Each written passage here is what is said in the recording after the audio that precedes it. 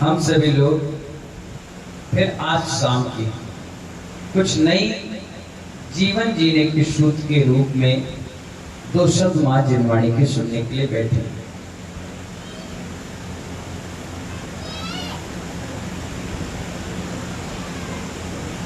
हमारे शरीर में एक मन होता है। प्रेमचंद जी, क्या होता है? कैलाश जी, क्या होता है? मन। बातचीत नहीं होती, क्या होता है? मन। तो मेरे चिंतन में बात आई, मन को फैक्ट्री का रूप दिया गया। किसका रूप दिया रामजीलाल जी? फैक्ट्री का। आप चाहें तो इस फैक्ट्री में अच्छा बना ले और आप चाहें तो इस फैक्ट्री में बुरा बना ले। मन क्या है? फैक्ट्री है, फैक्ट्री। उसमें हम चाहें जो चीज चाहे वो पैदा कर सकते हैं और जो चीज चाहे ना पैदा करें। आचार्य कहते हैं उसका उत्पादन हमारे हाथ में है। अच्छा करोगे तो अच्छा मिलेगा और बुरा करोगे तो बुरा मिलेगा। अच्छे विचार बनाओगे तो अच्छी चीजें मिलेंगी, बुरे विचार बनाओगे तो बुरी चीजें मिलेंगी। कल्याणकारी करोगे तो कल्याण के बीज मिलेंगे, अमंगलकारी करोगे तो अमंगल की चीज मिलेगी। हिंसक विचार बनाओगे तो हिंसा ही हिंसा मिलेगी और अहिंसा के विचार बनाओगे तो अहिंसा ही अहिंसा मिलेगी। जैसे कोई जुआरी होता है, उसके सट्टे की जुए की आदत पड़ चुकी होती है तो उसको मित्रगण भी ऐसे ही मिल जाते हैं। कोई व्यक्ति स्वाध्याय प्रेमी होगा तो उसको स्वाध्याय प्रेमी भी वैसे ही मिल जाते हैं। कोई व्यक्ति नेता होगा तो उसको नेतागिरी वाले सारे लोग मिल जाते हैं। कोई संगीतकार होगा तो उसके गाने बजाने वाली टीम वैसे मिल जाती है। कहने का मतलब जिस ओर अपने मन को ले जाओ उस ओर उस मन को साधने वाले सारे समीकरण मिल जाते हैं। तो आचार्य भगवान यही कहते हैं, मन ही बंधन में डाल देता है और मन ही हमें मुक्ति का उपाय भी देता है। मालूम है? एक हिरणी, कौन? हिरण, जानते हो हिरण? गर्भवती थी, गर्भवती। जंगल में बीचों बीच वो खड़ी थी क्योंकि उसका बिल्कुल लाइफ समय चल रहा था बच्चे को जन्म देने का। वो इधर देखी तो एक शिकारी, सुनना पड़े ध्यान से, बहुत मार्मिक घटना है। इधर देखी तो एक शिकारी अपने हाथ में धनुष बाण लेकर के उसको निशाना ताक रहा था। उसने कहा, देखो कैसी विपदा आई है आज मेरे ऊपर। एक तो मैं गर्भवती हूं और आज ही मेरा बच्चा जन्म लेने वाला है और आज देखो शिकारी मेरा शिकार करने के लिए खड़ा है। उसने कहा, चलो दाएं ओर नहीं जाते, बाएं ओर चले जाते। सुना, देखिए मन कितना पवित्र होता है और मन पवित्र होता है तो विचार पवित्र आते हैं, विचार पवित्र होते हैं तो एटमॉस्फेयर और समीकरण भी वैसे ही बैठ जाते हैं। उसने इधर देखा, पहले सोचा कि बच्चे को जन्म दे दूं, जंगल में आई, इधर देखा तो शिकारी ने धनुष बाण लेकर के निशाना ताक लिया। उसने सोचा अब क्या किया जाए, मैं मर जाऊंगी, मेरा बच्चा मर जाएगा, इससे अच्छा इधर भागती हूँ। जैसे इधर भागने के लिए पैर बढ़ाए, वहां भूखा शेर उसको निहार रहा था। कौन निहार रहा था? शेर। और इधर शिकारी। उसने कहा दाएं जाएंगे तो शिकारी, बाएं जाएंगे तो शेर। एक काम करते हैं, आगे जाते हैं। आगे जैसे कदम बढ़ाया महानुभाव तो जंगल में आग लगी हुई थी, प्रसव की पीड़ा। इधर शिकारी, इधर शेर, इधर जंगल की आग। अब उसने मन को कैसे समझाया? मैंने कहा ना, मन फैक्ट्री है। अच्छा चाहो तो अच्छा और बुरा चाहो तो बुरा। उसने सोचा चलो शिकारी की ओर कदम बढ़ा लेते हैं, मुझे तो मारेगा, मेरा बच्चा तो बच जाएगा। जैसे कदम बढ़ाने के लिए सोचा, उसने सोचा कि अगर इसने बच्चे के पर निशाना लगा दिया तो हम दोनों मर जाएंगे। माँ की ममता तो माँ की होती है, चाहे कैसे भी हो। शेरनी उसी दांतों से शिकार को पकड़ लेती है और जब बच्चा बदमाशी करता है, गिर जाता है, इधर उधर भागता है, तो वही शेरनी उसी दांतों से अपने बच्चों को भी पकड़ लेती है, लेकिन हल्की सी भी चोट नहीं आती। माँ की ममता अपरंपार, बहुत गजब। फिर उसने इधर कदम बढ़ाया, शेर गुर्रा रहा, भूखा शेर था। उसने कहा आज तो शिकार मिल गया, एक हिरनी मुझे मिल गई। और वो धीरे धीरे अपना पोजीशन ले रहा था, इसको कैसे कब्जे में करे। अब वो सोचिए अगर इसके पास गए तो ये मुझे नोच खाएगा, मुझे भी खा जाएगा, मेरे बच्चे को भी खा जाएगा। अब एक काम करते हैं, आग की ओर चलते हैं, देखते हैं जंगल में थोड़ी बहुत तो कहीं बुझी स्थान होगी, वहीं अपने बच्चे को जन्म दे दूंगी। जैसे वो आगे बढ़ती लपटे और तेज हो जाती, और मनी मन सोचती क्या करेगा, कहां जाएगा। फिर उसने क्या किया मालूम है, अपने इस मन को साधा, उसने मन को समझाया, अपने अंदर के गुरु को समझाया, अपने आत्मविश्वास को जगाया। उसने कहा अब एक काम करते हैं, भगवान के भरोसे छोड़ देते हैं। किसके भरोसे?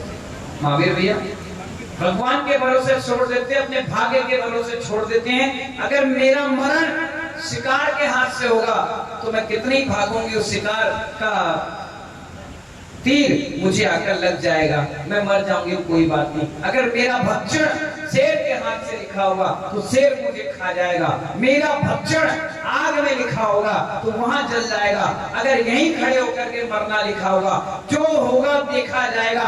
अपने मन को समझाया, डर को भगाया, और डर जैसे निकल गया वो उसी स्थान पर खड़ी रही। अचानक बिजली कड़कड़ा गई। क्या हुई? क्या हुई? बिजली कड़कड़ाई। शिकारी का थोड़ा सा दिमाग इधर उधर हुआ और निशाना चूक कर सीधे जाकर शेर को लग गया। किसको लग गया भाई? वो निशाना साधा था, तीर चकड़ी तो छूट गई, छूटी तो सीधे जाकर शेर को लगा। वहां शेर मर गया, इधर शिकारी अपने आप करता रहा कि कैसे निशाना हो गया। उधर बिजली तड़कने के कारण पानी गिरा। आज भी कुछ मन के हारे हार और मन के जीते। मन मजबूत बना लो, मन आपने मजबूत बना लिया, तब जो चीज तुमने चाही महानुभाव वो तुम्हारे सामने होती है। बस यही है कि हम मन के हारे हार गए हैं, मन को मजबूत नहीं बनाते। अगर मन को मजबूत बना लो तो दिगंबर संत जंगल में जाकर रुक जाते हैं, तुम्हारे घर की रोटी उनके चरणों में जाकर के चढ़ करके आ जाती है, और उनकी व्यवस्था तो वहां जंगल में भी हो जाती है। मन बनाइए, अपना मन बना के रखिए कि हाँ मुझे जीवन में ये काम करना है, हाँ मुझे जीवन में ये काम करना है, हाँ मुझे जीवन में ये काम कंप्लीट करना है, इसके अलावा मुझे कुछ नहीं करना। जब इतना मजबूत लक्ष्य आपका होगा तब जाकर के उस गर्भवती हिरनी की तरह वो निशाना भी चूक जाएगा, शेर भी मर जाएगा, और इधर आग भी बुझ जाएगी। लेकिन आप अपने लक्ष्य का प्रति मजबूती कहाँ बनाते हैं? आप कभी नहीं बनाते। आज मैं हूं तो आपका मन प्रवचन सुनने का है, आज मैं हूं तो दीक्षा त्याग तपस्या का मन है, और मैं जैसे चला जाता हूं तो बरसाती मेढक की तरह आते हो और चले जाते हो। फिर वही अपनी आड़तिया के भाव में गेहूं, बाजरा, चावल, धान इसी में लग जाते हो, और यहाँ जब आते हो तो इतने रस में भीग जाते हो, इतने रस में भीग जाते हो कि कुलकुले की तरह हो जाते हो, अंदर भी चाशनी और बाहर भी सासनी। अब ऐसा लगता है कि तुम्हारे जैसा कोई भगवान आत्मा नहीं है, तुम्हारे जैसा कोई बैरागी इस डबरा में नहीं है। और जैसे ही महाराज गए तो फिर वही आ जाओ, 9 2 11 11 9 9 2 11 420 840, बस हो गया काम खत्म। नहीं महानुभाव, कम से कम अंकुर तो बनो। क्या बनो? अंदर भी मीठे रहो और बाहर भी मीठे रहो। तुम तो खजूर हो पर बाहर बाहर मीठे हो, अंदर अगर किसी ने दबा लिया तो दांत टूटना निश्चित है। अंदर से कठोर हो। नहीं महानुभाव, मन के हारे हार है और मन के जीते जीत है। मन बना लीजिए अपना कि मुझे ये काम करना है। हमारे पास डॉक्टर अनिल जी आते हैं, अभी भी आए थे 9 तारीख। वो बरासो पहुंचे और बरासो पहुंचने के बाद एक बोली लगा ली 21,000 रुपए की। लगा तो ली, और लगाने के बाद आए कमरे में, बोले आज महाराज जी हमने शांति धारा की। मैंने कहा बहुत बढ़िया, अच्छा आशीर्वाद। 21,000 रुपए की गोली ले गए। 2 दिन बाद आए और 21,000 रुपए दे के चले गए। मुझसे कहने लगे महाराज श्री मेरे पास 21,000 रुपए थे नहीं, मैं तो बोली ले ली, और मन में सोचा हे प्रभु तुम्हें ने दिलाई है और तुम्हें आगे दिलवा देना। और घर पर पहुंचा, एक मरीज आया, पुराना पैसा रखा था, वो क्या डॉक्टर साहब ये तुम्हारे 25,000 पुराने बाकी थी, ले लो। हमने कहा लो, 21,000 बोल कर आए और 25,000 घर पर खड़े। अगर मैं मन वहां नहीं बनाता तो ये 4,000 का फायदा भी मुझे नहीं होता, डूब जाता वो पैसा। मन आपने बनाया और उधर अपने आप उस पुण्य वर्गणाओं के कारण तुम्हारा भी काम हो गया। मालूम है उन बच्चों की भी पढ़ाइयां हो जाती हैं जिनके माँ बाप नहीं, उनकी भी शादी हो जाती है जो अनाथ आश्रम में पढ़ते हैं, उनके भी घरों में चूल्हे जल जाते हैं जिनके माँ बाप परिवार यहाँ से दूर दूर रह रहे हैं। मानवाओ भाग्य बहुत बड़ा तेज होता है, बुद्धि से कभी भाग्य को मत जोड़ो, बुद्धि फेल हो जाती है और भाग्य अमर और अजर होता है। इसलिए कभी कभी अपने मन को भी टटोल लिया करो कि मेरा मन कितना मजबूत होना चाहिए। एक महिला मेरे पास आई थी, बोल रही 2 किलोमीटर मेरा घर दूर है, मैं चौका लगाऊं या नहीं लगाऊं। मैंने कहा तुम्हारा मन क्या कह रहा है? बोले 50-50। मैंने कहा 50-50 का मतलब? बोले लगाओगे, आप आओगे नहीं आओगे? मैंने कहा नहीं लगाओगे तो भी नहीं आएंगे। मैंने कहा एक बार रिस्क लेकर तो देखो। बोली अगर लगाए हो कमेटी मना कर लेगी। मैंने कहा कपड़े उतार कर उनको पैदल थोड़ी ना चलना है, चलना तो हमें है। तुम मन बनाओ। क्या बनाओ? मन बनाओ। सबरी ने मन बनाया था। मालूम है तुम हंसोगे सबरी की बात सुनकर। सबरी बाल ब्रह्मचारिणी थी, त्यागी व्रती थी। उसने कभी अपने जीवन में पेड़ से तोड़कर फल नहीं लाए, कभी किसी को कष्ट नहीं पहुंचाया, कभी किसी को मारा नहीं, कभी किसी को गालियां नहीं दी, किसी का बुरा बुरा नहीं सोचा। वो उसके कान में खबर आई कि रामचंद्र जी जंगल जंगल नगर नगर डगर डगर भ्रमण करते हुए जा रहे हैं। कई किलोमीटर दूर उसका झोपड़ी थी, वो वहीं से खुश हो जाती थी और मन इतना मजबूत बना ली थी कि एक दिन राम मेरी झोपड़िया में आएंगे। मन बनाया था उसने। और मन बनाते हुए महानुभाव तुम क्या साफ सफाई करोगे, तुम क्या सोला करोगे, क्या तुम सुक्ति रखोगे। वो बाल ब्रह्मचारिणी सबरी अपने घर से लेकर के बाहर दूर तक कई किलोमीटर तक सुबह सुबह झाड़ू लगाती थी और लगाने के बाद अपने हाथ से उसको साफ करती थी। कई लोग कहते थे ये पागल है, ये पागल औरत क्या कर रही है। कहती थी चुप, मेरे राम प्रभु जब यहां से आए तो एक कंकड़ उनको चुभना नहीं चाहिए। और इतनी भक्ति सुनने के बाद राम प्रभु खुद चलकर उस सबरी के घर में बैठे और उसका बना हुआ आहार करके आए। मानवा क्या गजब की भक्ति थी। इतने बड़े प्रभु उसके द्वार पर आ गए। इतनी भक्ति तुम अपने अंदर जागृत तो करो, सोचो विचार करो। वैसे तो निर्गंध साधु आते सराफे मंदिर पर, निर्गंध साधु आते सुपार्श्वनाथ मंदिर पर, निर्गंध साधु आए मुनि सुब्रतनाथ मंदिर के मंदिर पर और चले जाते हैं। कई महिलाओं और कई जेंट्स को तो ये भी नहीं पता चलता कि साधु कब आए और कब चले गए, कब उनके प्रवचन हुए। कोई रुक जाए भूल से, धोखे से, एक आध 2 दिन रुक गए, थक गए हैं, जाना है आगे, एक आध दिन रुक गए बड़ी समाज देखकर, तो एक आध 2 दिन में किसी को दर्शन नसीब में मिल जाते हैं। बाकी डबरा में मुश्किल से 10 घर ऐसे फिक्स हैं जिनके घर में निर्गंध साधु के आहार होते, क्योंकि आपने अपना मन अभी तक बनाया ही नहीं। आपने सिर्फ तन बनाया है, इसलिए तन की सेवा हो रही है। जिस दिन मन बना लोगे तो महानुभाव उस दिन मन की सेवा प्रारंभ हो जाएगी, अपने आप भरपूर आशीर्वाद मिल जाएगा। वो तो हमारे जैसे सरल साधु हैं। आपने कहा महाराज जी उस मोहल्ले में, महाराज जी इस मोहल्ले में, हम घूम आते हैं, चले जाते हैं, आशीर्वाद दे आते हैं, वही आहार कर लाते हैं। महानुभाव सोचिए विचार करिए, वो घर घर नहीं होता, वो घर नहीं होता जिसमें निर्गत साधु का आहार नहीं होता। वो घर शमशान घाट की तरह होता है, जहाँ दो मुर्दे तो रहते हैं, ना एक दूसरे से बोलते हैं, ना कोई बातचीत होती है।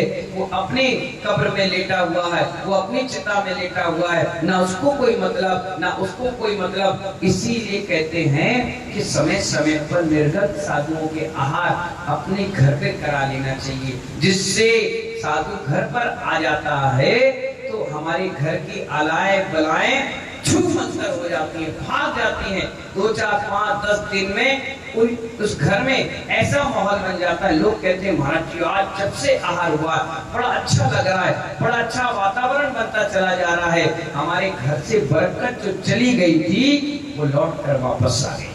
आप देखिए डबरा में जिस घर में साधुओं के आहार हो चुके हैं, कितने सारे साधुओं के आहार हुए हैं, वो दिन दुगनी रात चौगुनी तरक्की कर रहे हैं, अपने आप बढ़ रहे हैं, क्योंकि उनके घरों पर साधुओं के आहार नहीं हुए।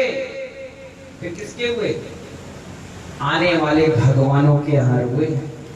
भविष्य के कोई ना कोई 24 में, भविष्य के आने वाले अनंतों में, भविष्य के आने वाले केवलियों के आहार हुए हैं। जितने भी निर्गत योगी इस धरती पर विचरण कर रहे हैं, आने वाले समय में आचार्य कहते हैं या तो 7 या 8 भाव में या 3 भाव में वो नियम से भगवान बनेंगे, तीर्थंकर बनेंगे, अनंत बनेंगे, केवली बनेंगे। इसलिए बहुत बड़ा सौभाग्य है तुम्हारा कि कम से कम तुम्हें 5 महीने आहार देने और कराने का अवसर मिल रहा है। इसलिए मैंने कहा मन के हारे हार है और मन के जीते जीत। एक बार कोशिश करके देखिए, एक बार जिंदगी में प्रयास करके देखिए। क्यों नहीं जाएंगे?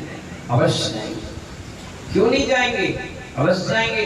डरने के चांस नहीं है, घबराने का चांस नहीं है। यहाँ तो तुम्हारे पास कितने सरल साधु, कितने सीधे साधु मिल गए, फ्री में मिल गए।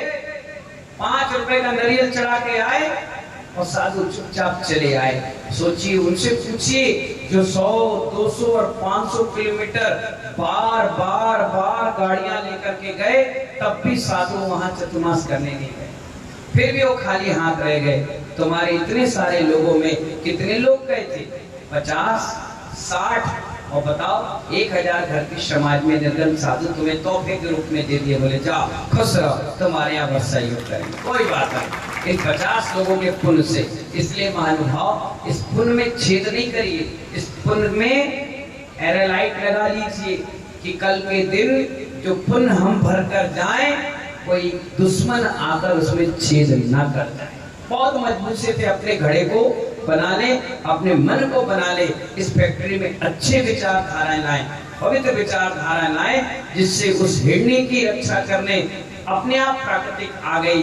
तुम्हारी रक्षा करने के लिए निर्गत साधु तत्पर रहे। ऐसी मंगल भावनाओं के साथ सभी को बहुत बहुत आशीर्वाद। आज सभी लोगों ने बहुत सुंदर कार्यक्रम 22 तारीख का बनाया, उसके लिए भी बहुत बहुत आशीर्वाद। बोले महावीर भगवान की